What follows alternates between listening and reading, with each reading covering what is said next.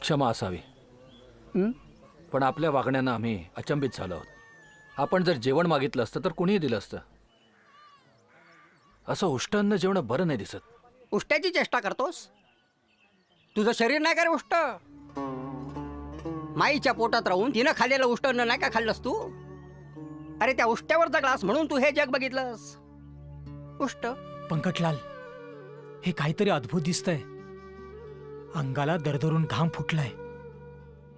भर पावसात वीज कडकडावी तसा माझ्या अंगावर काटा उभा राहिलाय. होय पंत, मला हे सगळं विलक्षण वाटतं.